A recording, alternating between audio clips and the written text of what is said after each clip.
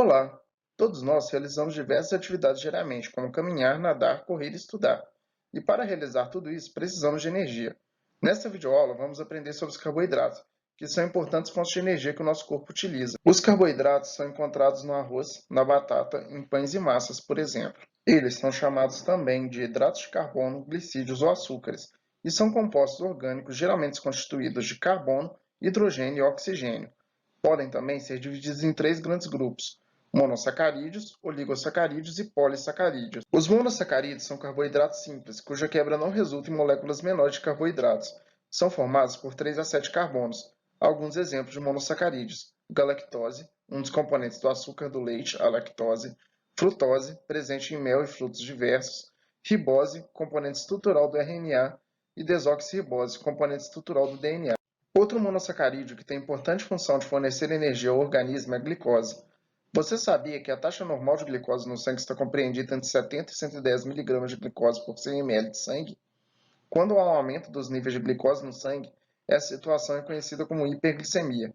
Essa alta da glicose pode indicar diabetes, uma doença em que a insulina, um hormônio que atua garantindo a captação da glicose pelas células, não é suficiente no organismo, não é utilizado adequadamente pelo corpo. Existe ainda a hipoglicemia, situação em que os níveis de glicose estão abaixo do normal.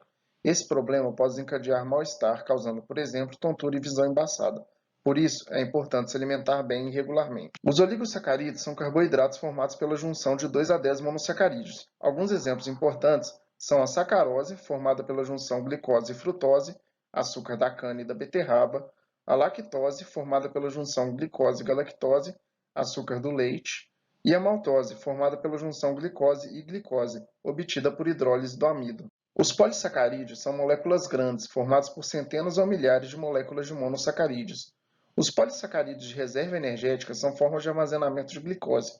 Em vegetais, o principal é o amido, presente em sementes, como no arroz e feijão; raízes, como na mandioca; caules, como na batata inglesa; ou frutos, como na banana.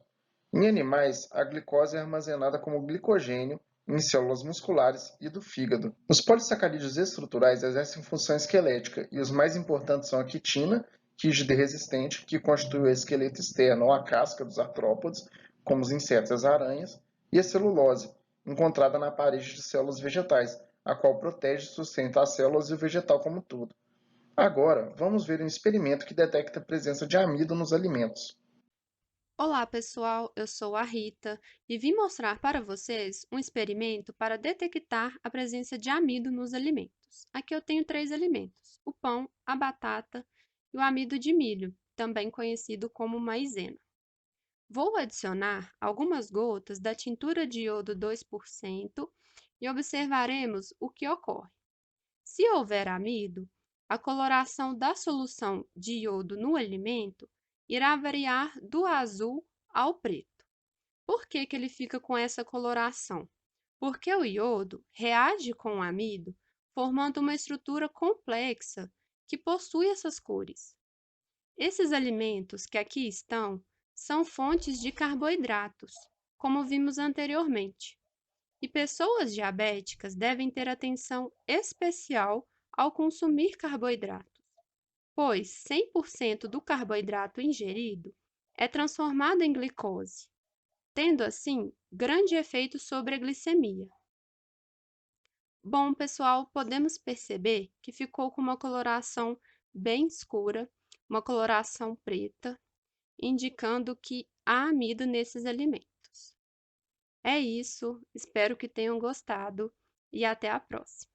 Nesta videoaula, vimos a importância dos carboidratos, o que são os carboidratos, os três grupos de carboidratos: os monossacarídeos, incluindo a glicose e sua importância; os oligosacarídeos e os polissacarídeos, onde são encontrados cada um dos carboidratos; e um experimento para verificação da presença de amido em alguns alimentos.